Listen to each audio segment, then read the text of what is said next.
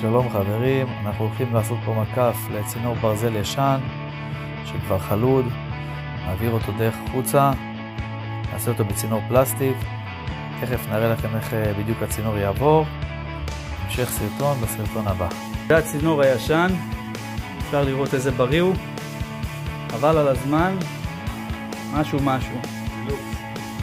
אפשר לראות את העבודה, עשינו פה איתום לצינור הישן שלא ייכנס חרקים, צינור חדש, כולל קיבועים, שיפוע נכון, כמו שצריך.